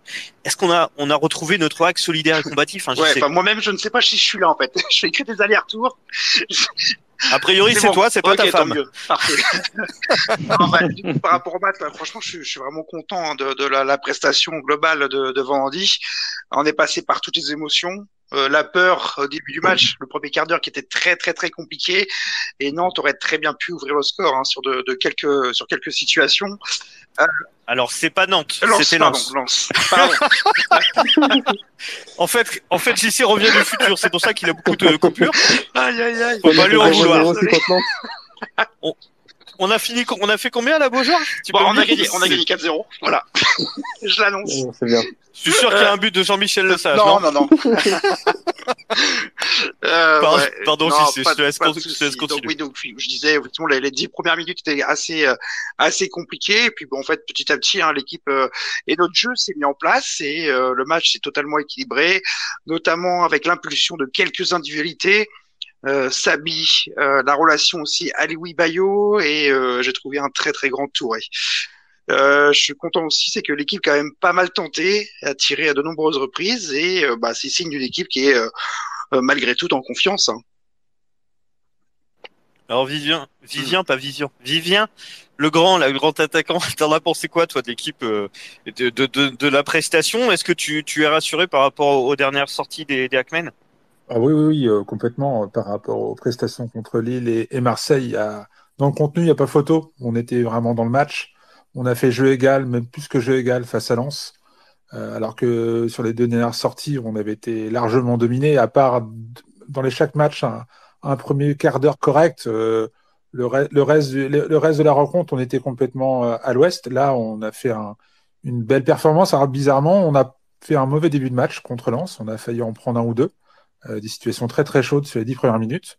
Et puis après, on a su rétablir la balance et retrouver un équilibre d'équipe, malgré une composition d'équipe qui je trouvais qui était un petit peu. Moi, j'étais pas trop fan à l'idée de retrouver un 5-3-2. Je suis pas trop fan de cette équipe, de cette défense à 5, mais malgré tout, c'était une configuration qui était adaptée face à Lens.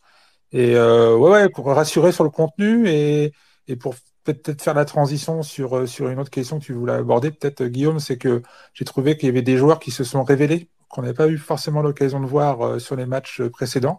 Je parle de Nego et de Sabi, qui n'ont pas eu trop l'opportunité de jouer comme titulaires et qui ont démontré qu'ils avaient le niveau. Toi aussi, tu vas dans le futur parce que on va en parler juste après des performances individuelles. Thomas, est-ce que à la fin du match, tu t'es pas dit on a perdu 2 points sur ce coup-là? Est-ce que on n'a pas eu trop d'occasions? Est-ce qu'on n'en regrette pas on aurait pu quand même remporter ce match? Qu'est-ce que t'en penses? Ouais, tu peux le remporter, mais tu peux le perdre. Hein. Le premier quart d'heure, moi, j'ai cru que la valise elle était ouverte et qu'on allait prendre un bouillon tout le match. Le nombre d'occasions que tu subis, tu recules tout le temps. Donc non, je pense que le match nul est bien réparti. Par contre, c'est vrai que oui, tu peux te bouffer les doigts quand même d'avoir loupé pour moi des occasions aussi nettes. Parce qu'on aura dû au moins marquer un but, mais si c'est pas plus. Mais ouais, tu fais un 2-2 ou un 3-3, limite, tu cries pas au scandale. Ouais, et Vivian, question con, c'est Lens qui a mal joué ou c'est le hack qui était trop fort? Moi? Oui, Vivian. Je vais vous appeler Bob. Je vais vous changer de prénom pour la soirée. Non, Vivian, oui, notre invité. Dis-moi. D'accord. Moi, j'ai pas trouvé que Lens jouait mal, hein. Pas du tout. J'ai même l'impression que la différence entre les deux équipes, le fait que Lens était un peu plus fort, ça s'est vu à la fois au début et à la fin du match. Vraiment, au début du match, je le sentais très mal. À la fin, même avant le but refusé ou juste après, j'attendais vraiment que ça se termine. Donc, j'ai pas l'impression que Lens a mal joué.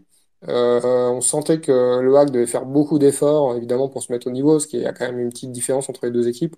Mais la plupart du temps, notamment dans le gros du match, quoi, fin de première mi-temps et 3 quarts de la deuxième, Le Havre arrivait quand même à faire beaucoup d'efforts pour garder le ballon. Tactiquement, ils avaient une technique quand même différente et ils sont quand même très bien adaptés, quoi. Mais donc je pense que Le Havre s'est plutôt très bien adapté, en fait. Merci Vivian. Et Romain, faut rappeler quand même que Lens, comme je disais tout à l'heure, a tenu un échec Séville en Ligue des Champions, a battu Arsenal. C'est pas rien quand même ce qu'a réalisé le Hack vendredi soir. C'est un très très bon match. Il y en a qui doutaient après Lille, après Marseille. Bon, moi j'étais plutôt partisan de dire que c'était pas notre championnat. Lens n'était normalement pas notre championnat, mais en championnat c'est pas un grand lance pour l'instant, mais ça n'enlève rien à ce qu'a fait le Hack vendredi. On a les éloges de pas mal de consultants, de pas mal de personnes qui suivent la Ligue 1, le football, qui sont. Il y a même Adil Rami qui a dit dimanche soir qu'il était très content de voir le Hack à la 11e place ici dans le ventre mou du classement, et nous, je pense qu'on est très très heureux de les retrouver ici aussi. Non, franchement, c'était un match déjà très agréable à regarder. Et puis, effectivement, on a retrouvé une envie dans l'équipe. On a retrouvé l'équipe qui, je sais pas moi, qu'on a vu évoluer contre Rennes ou même contre Montpellier. Enfin voilà, sur ces matchs de début de saison. Je sais pas comment on peut qualifier les défaites de Lille et de Marseille, mais c'est sûr que si on joue comme ça tout le temps, on ira chercher des bons points comme ça. Ouais, et dans l'état d'esprit, on a senti quand même quelque chose de différent. On a retrouvé, comme je disais tout à l'heure, une équipe plus combative, qui avait plus d'envie. C'est vrai que contre Lille et Marseille, on a l'impression que dès le début de match, tout s'écroule. Et là, franchement, l'équipe, ils avaient ça fait peut-être un plaisir. peu accusé le coup physiquement aussi, hein, peut-être. Hein. Oui, C'est possible. Hein. complètement, On n'a pas un effectif de fou non plus. Hein, donc ils commençaient peut-être à accuser le coup physiquement. Là, il y a eu la trêve. Espérons que la machine soit repartie. Ouais. Le match très ouais. important la semaine prochaine. Hein.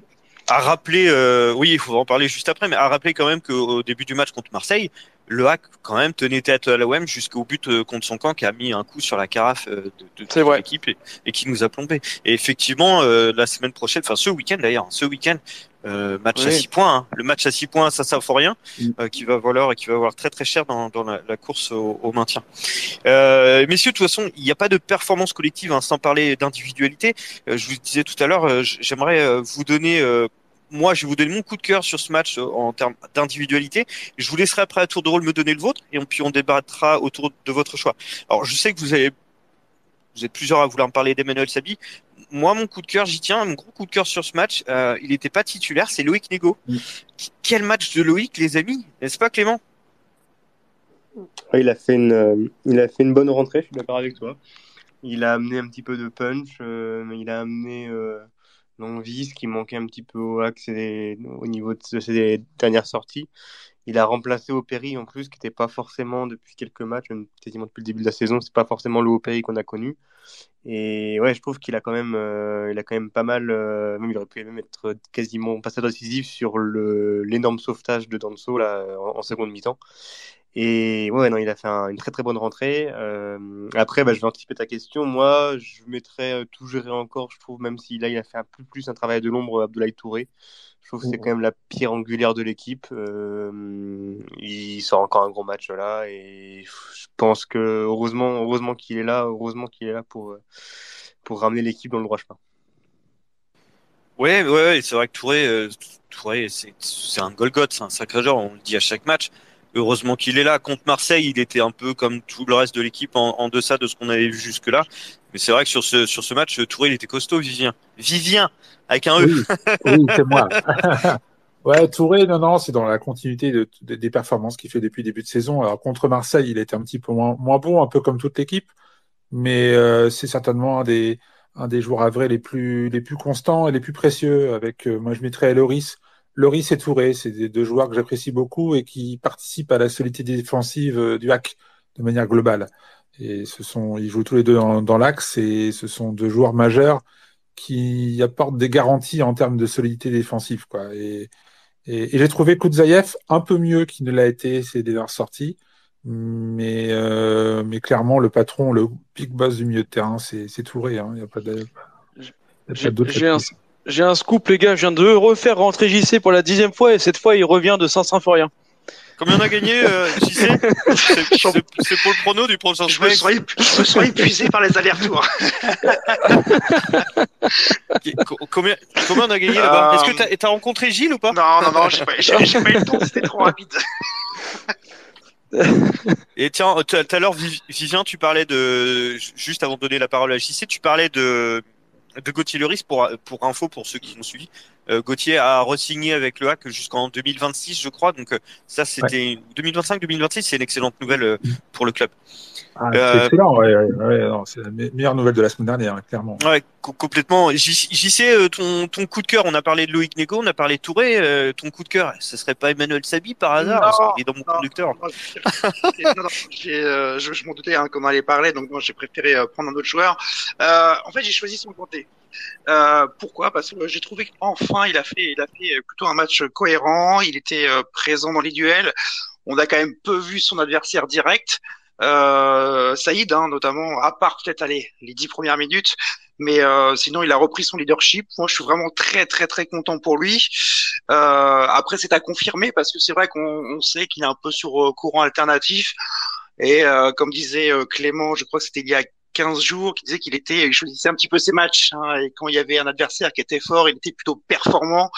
Et quand c'était une petite affiche, il était moins présent. Donc voilà. Mais voilà, moi j'espère qu'il est parti sur une bonne lancée et qu'il va pouvoir poursuivre sur ce bon match que j'ai trouvé contre Lens. Vivian avec un A, est-ce que Oui. tu as un joueur que tu souhaites mettre en avant? Ouais, bah, j'ai beaucoup aimé Loïc Nego. Vraiment, Ouais, toi aussi. quand j'étais au stade, c'est vraiment le joueur qui m'a impressionné, à la fois offensivement, défensivement, même des gestes qui, de manière un peu superficielle, font que c'est qui peut nous passionner, type le petit pont, le crochet. Enfin voilà, c'est spectaculaire. Tu parles de la roulette qu'il a fait sur le joueur lensois, c'était exceptionnel. Ouais. Même d'autres moments plus tard, quand il revient, il fait une tacle. Oui, c'est ça, ouais. Ouais, il y a eu quand même plusieurs moments comme ça. Ensuite, je pense que quand j'ai revu le match aujourd'hui, je me disais même en fait les placements sans ballon, le placement, etc. Ce que je voyais pas trop au stade, mais aujourd'hui je l'ai remarqué aussi quoi.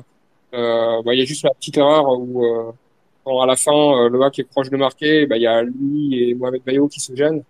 Avec Nego Oui. qui a une tête plongeante, alors que si ça se trouve Mohamed Bayo l'aurait dévoilé et aurait marqué. Peut-être voilà. Mais après c'est deux joueurs qui ont pas joué ensemble avant cette saison quoi. C'est quasi aussi parfois Mais- raté de placement. Ouais, merci Vivian. Tiens, Alexandra, tu es toujours dans les intervenants. Tu veux mettre un joueur en avant? Vas-y, n'hésite pas. Un joueur en avant, moi je pense que, enfin, vraiment. Autre chose. Tu m'entends? Vous Oui, on m'entendez? t'entend, on Oui. t'entend. Oui. Un joueur, c'est un peu compliqué parce que depuis l'année dernière, je pense que c'est vraiment le collectif qui fait notre force et qui nous impressionne tous.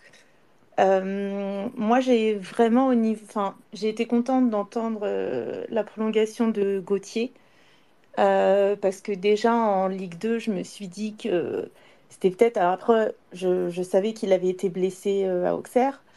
Mais là, même en Ligue 1, j'ai l'impression qu'il est peut-être un peu sous-coté, Gauthier. Mhm. Donc Ouais, voilà, c'est vrai. si je devais en sortir un, mais vraiment pour moi, il n'y en a pas un plus que l'autre. Mais vraiment, j'ai le sentiment qu'il est peut-être un peu sous-coté et tant mieux pour nous.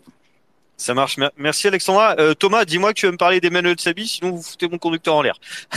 Ah, bah non, j'allais pas Ah bah partir sur lui, désolé. mais si tu veux en parler, C'est je pas peux grave, faire. Alexandra. Je Non, plaisante. mais je vais confirmer que Touré, moi, je trouve que c'est un mec qui est constant, qui a un gros abattage. On l'a encore vu ce week-end, Ouais, il est monstrueux. traverser le terrain de gauche à droite, monter, sortir. Enfin, il est vraiment très bien. Mais il y en a un que j'aime bien et que je trouve, je l'ai déjà dit en plus à plusieurs personnes, quelques interviews, c'est Alioui. Dans la simplicité qu'il a pris dans son jeu et dans la rapidité aujourd'hui, il joue avec le ballon. Parce que quand on voit la déviation qu'il fait en une touche de balle profondeur pour lancer, je sais plus si c'est Casimir ou pas.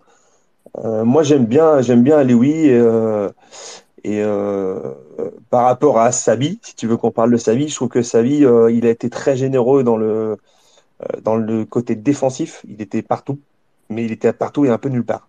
Ça c'est mon Hmm. point de vue, mon sentiment à moi. Donc, il a beaucoup donné défensivement, il a contré, il a essayé. Mais dans l'utilisation du ballon et dans le jeu, je l'ai pas trouvé en plus très exceptionnel. Voilà. Alors, ouais, merci. Vivien, tu veux réagir par rapport à Emmanuel Sabi?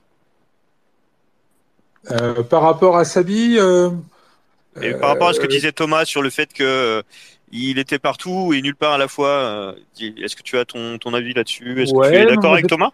ouais, moi, je veux surtout souligner sa complémentarité avec Bayo et Alewi. J'ai trouvé Hmm. que les trois étaient très complémentaires. Ils ont chacun leur qualité. Effectivement, ils n'ont pas du tout les mêmes profils, tous les trois. Et je trouvais qu'ils se trouvaient bien techniquement. Enfin, c'était quand ils jouent bien au ballon ensemble, quoi. On sent que les affinités techniques arrivent. Je sens Alors, c'est pas qu'il spécifiquement sur ces trois-là, mais de manière générale, on sent que la ligne offensive retrouve ses automatismes et c'est de très bon augure pour la suite, je trouve. Et ce qui est bien avec Sabi aussi, c'est qu'on a un élément offensif de qualité, quelqu'un sur qui on peut compter pour être titulaire. Voilà, l'offre d'attaquants s'agrandit pour Esner et on va pas s'en plaindre, puisqu'on a quand même beaucoup de joueurs qui proposent des choses intéressantes. Et on a bientôt Joujou qui devrait revenir aussi, là, qui est revenu de blessure, mais qui n'était pas qualifié pour le match contre Lens, et qui va aussi nous faire beaucoup de bien dans les semaines qui viennent. Ouais, Thomas, tu voulais rajouter quelque chose, non? Ouais, quand tu parlais de complémentarité, pardon, c'est vrai que Alioui Bayo, ça a beaucoup plus joué côté gauche tous les deux, mais c'est vrai que les deux ils s'entendent bien et je pense que ça peut Hmm. faire. Quand Bayo aura un petit peu géré ses efforts offensifs, sera un petit peu plus lucide devant le but, parce qu'il se crée des situations. Donc le plus difficile après, c'est de les mettre au fond. Mais il est généreux, il va au duel, il dévie. Et Alioui et Bayo, je trouve que la relation marche très très bien. Et oui, Sabi, il va faire que monter en puissance. Mais c'est pareil, il s'époumonne tellement aussi sur le côté défensif qu'après, la lucidité, ballon au pied ou dans les derniers gestes, c'est là qu'il faut qu'il progresse. Mais oui, c'est de bon augure pour la suite, ça c'est sûr. Ouais. Alors, Sabi, faut rappeler juste qu'il n'a fait jusque-là que des bouts de match et c'était son C'est premier bon. match en tant que titulaire. Donc, effectivement, est-ce qu'il a pas voulu, se montrer et puis bah, plutôt bien, enfin, Ah, je parce que trouve pour moi. il a montré qu'il avait la dalle et Oui, c'est c'est ce ça, qu'on recherche il a la dans dalle, notre c'est équipe. exactement ça, ouais. C'était Euh, peut-être aussi les consignes d'Elsner de lui demander de peut-être d'avoir un jeu un peu plus Ah oui, oui, défensif ça, que. Voilà, je sais pas on derrière peut ce pas qu'a le demandé dire. Elsner à ses joueurs, mais c'est peut-être pour ça aussi qu'il s'est peut-être un peu sacrifié par rapport Mais à hmm, Bayo et à Lewy en termes de repli si défensif. si je peux rajouter une chose et bien quelque chose sûr. d'important, enfin moi je trouve, hein, il y a eu énormément de fautes commises de notre côté, mais c'est ce qui s'est peut-être permis de casser le rythme de Lens et les mettre un petit peu en porte-à-faux parce que je crois on a fait plus d'une dizaine de fautes. Donc c'est que vraiment la Grinta y était à tous les niveaux. Et quand tu casses le jeu adverse comme ça et que tu peux pas les laisser mettre en place leur jeu, c'est que tu as été bon dans le pressing, que tu le fasses chez toi ou dans leur partie de terrain. On l'a vu, hein, ils ont pressé haut, ils ont pressé au milieu, on a su presser bas aussi quand on était acculé. Donc le fait d'avoir beaucoup de fautes comme ça, c'est que oui, peut-être que c'est une directive d'Esner. Hmm. Merci à tous. Je pense qu'on a fait le tour par rapport à ce match. Et avant de glisser vers la conclusion, je voulais revenir sur quelque chose d'important. Est-ce que quelqu'un a quelque chose à rajouter au sujet du match ou je peux glisser sur le coup de gueule? Ça a l'air d'aller, ça roule. Ouais, c'est bon. Le coup de gueule, c'est pas la baston de mascotte, hein, même si on aurait pu en parler. Ce sont évidemment les échauffourées en fin de rencontre. Petit rappel des faits tout d'abord, hein, suite à l'ouverture du score supposé des Lensois, quelques supporters sans et or, à peu près a priori trois, ont allumé un pot de fumée près du COP et ont célébré le but en provoquant les supporters havrais. Des ultra havrais sont allés en découdre avec eux en nombre. L'un d'eux a été évacué, notamment sur une civière. A priori, hein, d'après ce qu'on a pu lire à droite à gauche, les Lensois s'en seraient pris aussi à la sécurité venue les évacuer juste avant que les ultras viennent les attaquer. Messieurs, tout simple, messieurs, dames, qui souhaite réagir en premier sur ce qui s'est passé? Vous précipitez pas, hein. Ouais, moi je veux bien J'ai intervenir. pas de technique. Je me suis déjà exprimé longuement sur les réseaux sociaux par rapport à cet événement. J'ai trouvé ça absolument lamentable ce qui s'est passé des deux côtés, hein, du côté des Lensois qui effectivement étaient certainement un petit peu jeunes dans leur tête pour ne pas dire autre chose. Je n'ai pas trop compris la démarche d'aller fêter le but le but qui a été refusé après coup en craquant un fumigène et puis en provoquant les supporters, c'était totalement idiot. Ça, tout le monde peut le reconnaître et c'est une réalité.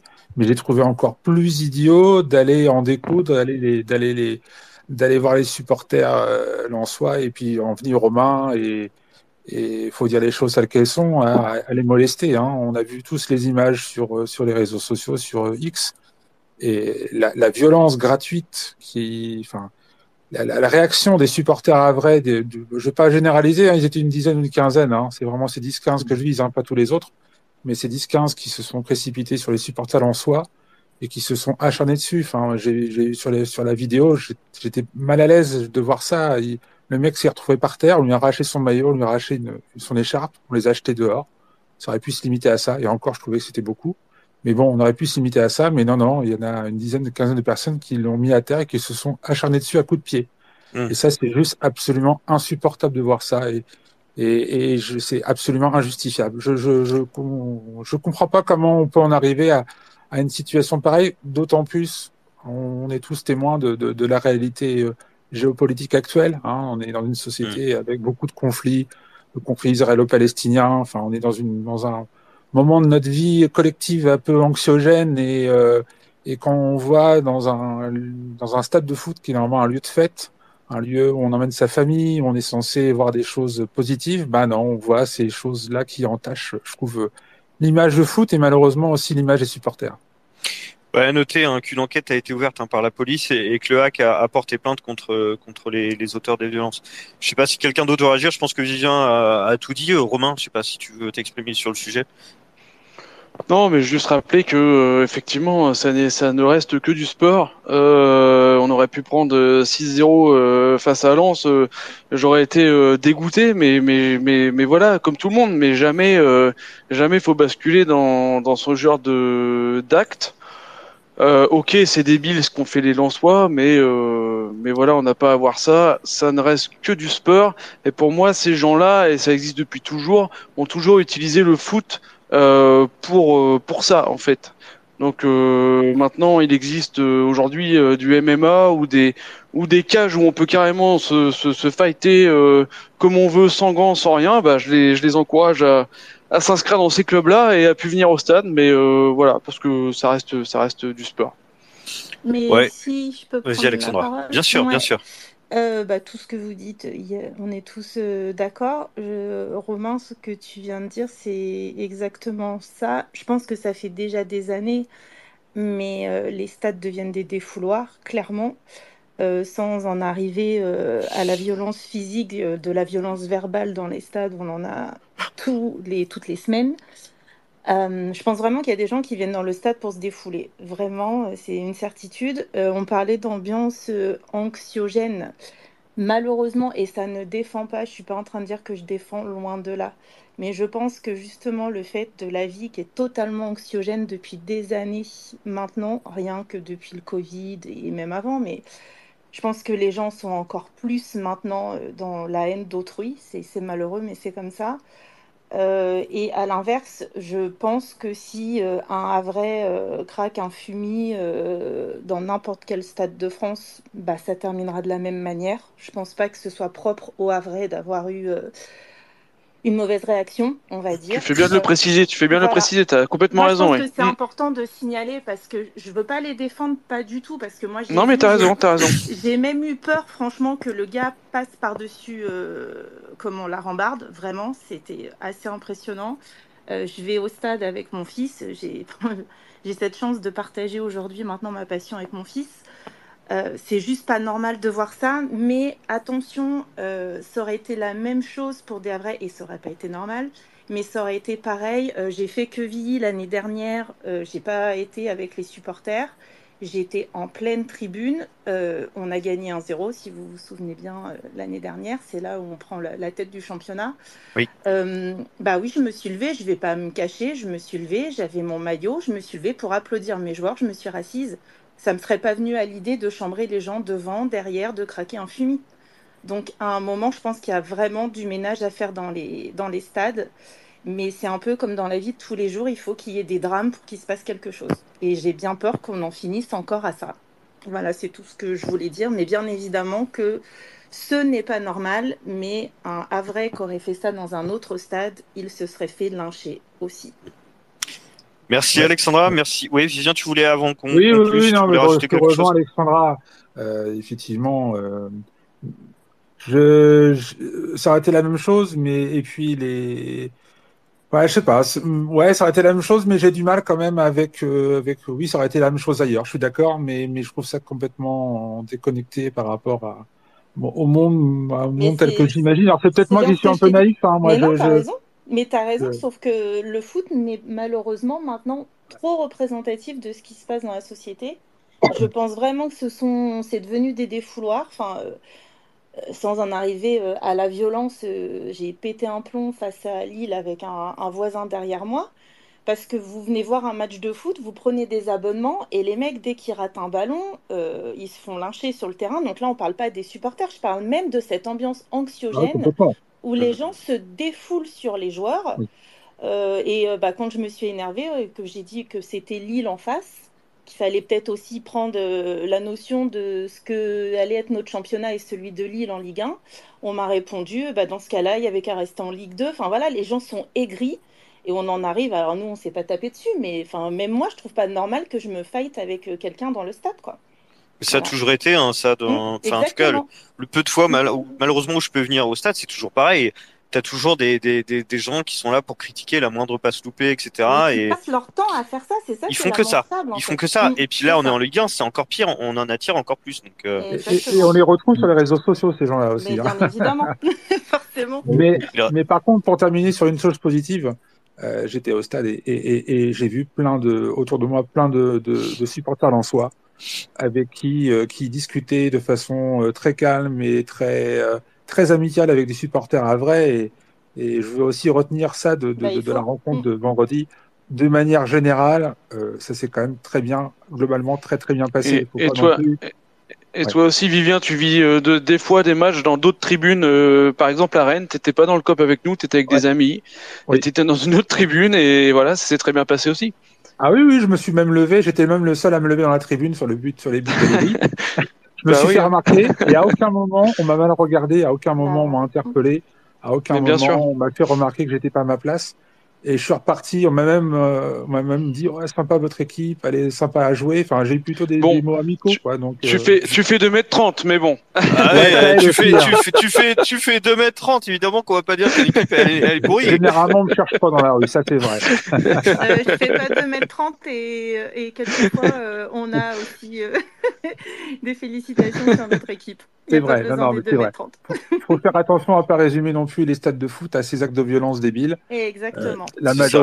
Dans la majorité des cas, ça se passe très bien et c'est toujours un plaisir d'aller au stade, clairement. Ouais, fallait juste qu'on en parle. C'était quand même Voilà, quelque c'est ça. chose de majeur et Voilà. on n'est pas, voilà. On est Exactement. toujours dans, Faut pas rester bloqué là-dessus. Non, non, complètement. on est dans la bienveillance, etc. Mais effectivement, ça Exactement. me paraissait important. Ça nous paraissait important Mais d'aborder ce sujet-là. vous avez bien fait, les amis. C'est très bien d'en avoir parlé, mais voilà, passons à autre chose maintenant.